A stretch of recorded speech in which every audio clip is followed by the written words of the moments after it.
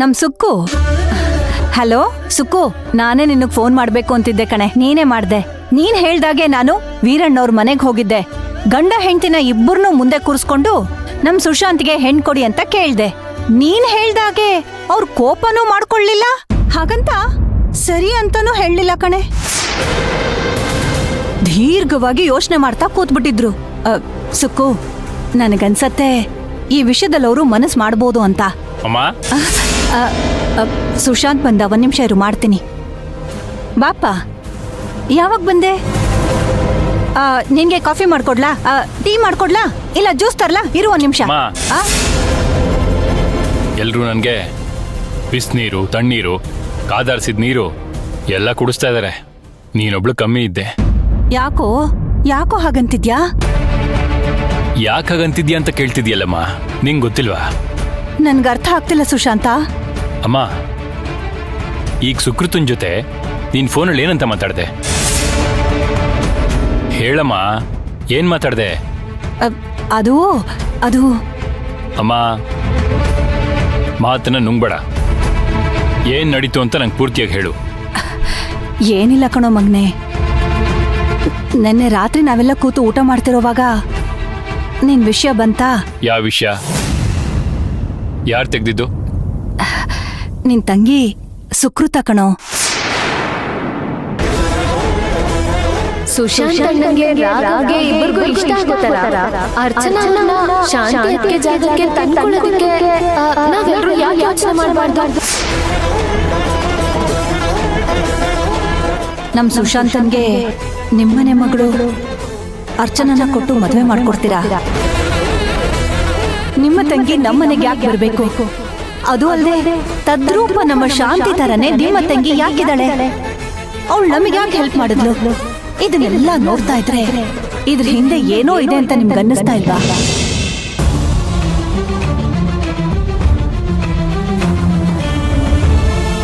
ಏನಮ್ಮ ಮಾಡಿದೆ ನೀನು? ಅಲ್ಲಮ್ಮ, ಹೋಗೋಕ್ಕಿಂತ ಮುಂಚೆ ನನ್ನೊಂದು ಮಾತು ಕೇಳಬೇಕು ಅಂತ ಅನಿಸ್ಲಿಲ್ವ ನಿಂಗೆ? ವೀರಣ್ಣ ಅವ್ರ ಮನೇಲಿ ನನ್ನ ಬಗ್ಗೆ ಎಷ್ಟು ತಪ್ಪು ತಿಳ್ಕೊಳ್ತಾರೆ ಹೇಳು? ಮಂತ್ರ ಹೋಗ್ತಿದ್ದಾಗೆ ಅರ್ಚನನ್ನ ನಾವು ಹೆಣ್ ಕೇಳ್ತಿದೀವಿ ಅಂತ ಅವ್ರು ತಪ್ಪು ತಿಳ್ಕೊಳಲ್ವಾ? ಏನಮ್ಮ ನೀನು? ಇದೇ ತರ ಒಂದ್ಸಲಿ ಅಣ್ಣ ಅತ್ತಿಗೆ ಎಲ್ಲ ಹೋಗಿ ಏನಾಯ್ತು ಅಂತ ಗೊತ್ತು ತಾನೆ ನಿಮ್ಗೆ? ಆವಾಗ ಕೋಪದಲ್ಲಿ ಏನೇನೋ ನಡೆದೋಯ್ತು. ಆ ಸರಿ ಹೋದಾಗ ಕೋಪ ಮಾಡ್ಕೊಂಡಿದ್ರಂತೆ, ಆದ್ರೆ ಈ ಸರ್ತಿ ನಾನು ಹೋಗಿ ಮಾತಾಡ್ದಾಗ ಅವ್ರ ಕೋಪನೇ ಮಾಡ್ಕೊಳ್ಳಿಲ್ಲಪ್ಪ. ಅಮ್ಮ, ಮಾಡಿದ್ದಾದ್ಮೇಲೆ ಅದನ್ನೇ ಸಮರ್ಥಿಸ್ಕೊಳ್ತಿದ್ಯಾ? ಅವತ್ತು ಕೋಪ ಮಾಡ್ಕೊಂಡ್ರು, ಇವತ್ತು ಕೋಪ ಮಾಡ್ಕೊಳ್ಳಿಲ್ಲ. ಕೋಪ ಮಾಡ್ಕೊಂಡಿದ್ರೆ ನಾನು ಸುಮ್ಮನೆ ಇದ್ಬಿಡ್ತಿದ್ನೋ ಏನೋ. ಅವ್ರು ಸುಮ್ಮನೆ ಇದಾರಲ್ಲ, ಅದೇ ನಂಗೆ ಭಯ.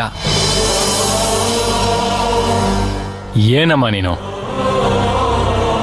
ಅರ್ಚನಂಗೆ ಅಂತ ನಾನೇ ಹುಡುಗನ್ ನೋಡ್ದೆ, ಹಸೆ ಮನೆವರೆಗೂ ಹೋಗಿ ಮದ್ವೆ ನಿಂತೋಯ್ತು. ಈಗ ನೀನ್ ನೋಡಿದ್ರೆ ಹೋಗಿ ಹೆಣ್ ಕೇಳಿದ್ಯಲ್ಲಮ್ಮ. ಇಲ್ಲಿ ನೋಡಪ್ಪ ಸುಶಾಂತ, ನೀನು ನನ್ ಮಗ ಕಣೋ. ರಾಘವು ನಿನ್ನ ಮಗ. ನೀನು ನನ್ ಜೀವ ಕಣೋ. ರಾಘವ್ ನಿನ್ ಜೀವ. ಈಗ ನಾನು ಹೆಣ್ ಕೇಳಿದ್ದು ಯಾರಿಗೋಸ್ಕರ ಹೇಳು? ನನ್ನ ಮೊಮ್ಮಗ ರಾಘವ್ಗೋಸ್ಕರ ತಾನೆ. ರಾಘವ್ ಎಲ್ರೂ ಅವನ್ನ ಮುಂದಿಟ್ಕೊಂಡು ಏನೇನೋ ಮಾತಾಡ್ತಿದ್ದೀರಮ್ಮ. ಏನಮ್ಮ ಅದು? ಅಲ್ಲಮ್ಮ, ನಮ್ಮನೆ ಮಗುನ್ ಬೆಳೆಸ್ಬೇಕು ಅಂತ ನಾವ್ ಇನ್ನೊಬ್ಬರ ಮನೆ ಹೆಣ್ಮಗಳನ್ನ ಬೆಳೆಸ್ಕೊಳಕ್ಕಾಗತ್ತಾ? ಏನಮ್ಮ ನೀನು? ಒಂದ್ಸಲ ಅವ್ರು ಆಗಲ್ಲ ಅಂತ ಹೇಳಿದಾರೆ ತಾನೆ. ಎಷ್ಟು ದೊಡ್ಡ ಅವಮಾನ ಆಯ್ತು, ಅದರಿಂದ ಏನೇನಾಯ್ತು ಅಂತ ನಾನ್ ನಿಮಗ್ ಬಿಡಿಸ್ ಹೇಳ್ಬೇಕಾಗಿಲ್ಲ. ಆವಾಗ ಹೋದವ್ರ ಅಣ್ಣ ಅತ್ತಿಗೆಗೆ ಬುದ್ಧಿ ಇರ್ಲಿಲ್ಲ. ಆದ್ರೆ ನೀವು, ನನ್ನಮ್ಮ, ಎಲ್ಲದ್ರ ಬಗ್ಗೆನೂ ತುಂಬಾ ಯೋಚನೆ ಮಾಡೋವಂಥವ್ರು. ಸರಿ ಯಾವುದು ತಪ್ಪ್ಯಾವುದು ಅಂತ ಅರ್ಥ ಮಾಡ್ಕೊಂಡಿರೋರು. ಬದುಕನ್ನ ಪೂರ್ತಿ ಅರ್ದು ಕುಡ್ದಿರೋರು. ನೀವೀ ಥರ ತಪ್ಪು ಮಾಡ್ಬೋದೇನಮ್ಮ? ಹೋಗೋಕ್ಕಿನ್ನ ಮುಂಚೆ 10 ಸಲ ಯೋಚನೆ ಮಾಡ್ಬೇಕಿತ್ತಾನೆ. ಅಪ್ಪ, ನನ್ ಮಗಳು ಸುಕೃತ ಹೇಳಿದ್ಲು ಕಣೋ.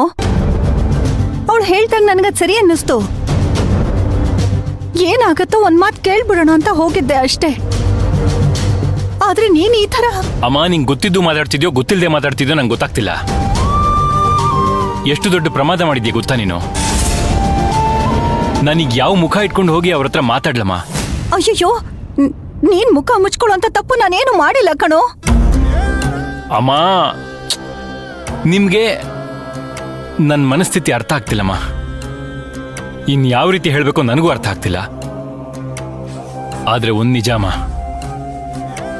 ನೀವು ಮಾಡಿರೋದು ಒಳ್ಳೇದಲ್ಲ, ಒಳ್ಳೇದಲ್ಲ. ಸುಶಾಂತ, ಸುಶಾಂತ ಅಲ್ಲ ಕಣೋ.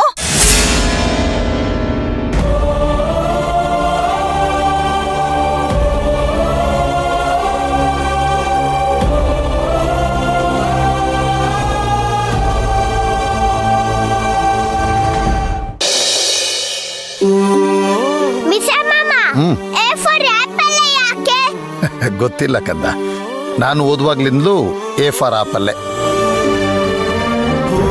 ಅಣ್ಣ, ಚಾಚಿಗಿಟ್ಟಿದೆ, ಕಾಲ್ ಏನಾದ್ರು ಗೊತ್ತಿಲ್ಲ ಕಂದ, ಗಮನಿಸ್ಲಿಲ್ಲ.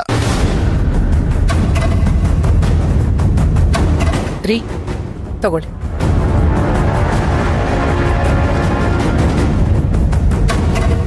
ಸರ್, ಓಹ್, ಕೂತ್ಕೊಳ್ಳಿ. ಸಾರಿ, ನನ್ನ ಫೋನ್ ಇಶ್ಯೂ ಇತ್ತು ಅನ್ಸುತ್ತೆ, ಏನು ಕೇಳಿಸ್ತಾ ಇರ್ಲಿಲ್ಲ. ಕೂತ್ಕೊಳ್ಳಿ, ಪರವಾಗಿಲ್ಲ ಬಿಡಿ, ಅಂಥದ್ದೇನೂ ಇಲ್ಲ. ರಾಘವ್, ನೀನು ಆಟ ಆಡ್ಕೋ ಹೋಗಿ ಮೇಲ್ಗಡೆ. ಸುಮತಿ, ಕಾಫಿ ಟೀ ಏನಾದರೂ ಕೊಡು. ಬೇಡ, ಪರವಾಗಿಲ್ಲ. ಅಲ್ಲ, ಒಂದು ಸ್ವಲ್ಪ ಕುಡೀರಿ. ಬಂದಿದ್ದೀರಾ? ಇಲ್ಲ ಸರ್, ಪರವಾಗಿಲ್ಲ. ಸರ್, ಅಮ್ಮ ಬಂದು ಹೆಣ್ ಕೇಳಿದ್ರು ಅನ್ನೋ ವಿಷಯ ನಂಗೆ ಈಗ ತಾನೇ ಗೊತ್ತಾಯ್ತು.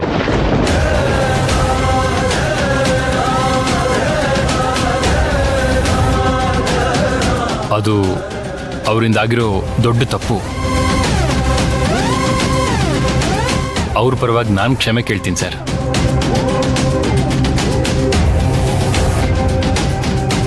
ಫಸ್ಟ್ ಆಫ್ ಆಲ್, ನಾನು ಶಾಂತಿ ಜಾಗದಲ್ಲಿ ಮಂತ್ರನ ಇಟ್ಕೊಂಡು ನೋಡಿದ್ದೆ ಅಪರಾಧ. ಅದಕ್ಕೆ ನನಗೇನು ಶಿಕ್ಷೆ ಆಗಬೇಕಿತ್ತೋ ಅದನ್ನ ನಾನೀಗಾಗಲೇ ಅನುಭವಿಸ್ತಾ ಇದ್ದೀನಿ. ಸರ್, ಮತ್ತೆ ನನ್ನಿಂದ ಆ ಥರ ತಪ್ಪುಗಳಾಗಬಾರ್ದು ಅಂತ ಅನ್ಕೊಳ್ತಾ ಇದ್ದೀನಿ. ಈಗೊಂದು ವೇಳೆ ನಾನು ಅರ್ಚನಾ ಅವ್ರನ್ನ ಭೇಟಿ ಮಾಡಿರ್ಲಿಲ್ಲ ಅಂತ ಇಟ್ಕೊಳ್ಳಿ, ನಿಮ್ಮ ಕುಟುಂಬ ಜೊತೆ ನಮ್ಮ ಕುಟುಂಬ ಜೊತೆ ಪರಿಚಯ ಆಗಲಿಲ್ಲ, ಸ್ನೇಹ ಬೆಳಿಲಿಲ್ಲ ಅಂತ ಇಟ್ಕೊಳ್ಳಿ. ಆ ಥರ ಇದ್ದಾಗ ರಾಘವ್ನ ನಾನೇ ತಾನೇ ನೋಡ್ಕೋಬೇಕಿತ್ತು, ನಾನೇ ಬೆಳೆಸ್ಬೇಕಿತ್ತು. ಅದು ತಂದೆಯಾಗಿ ನನ್ನ ಜವಾಬ್ದಾರಿ ತಾನೆ. ನನ್ನ ಸ್ವಾರ್ಥಕ್ಕೋಸ್ಕರ ನನ್ನ ಮಗ ರಾಘವನ ಬೆಳೆಸೋ ಜವಾಬ್ದಾರಿನ ಅರ್ಚನಾ ಅವರು ಕೊಟ್ಟಿದ್ದು ಖಂಡಿತ ನಂದೇ ತಪ್ಪು.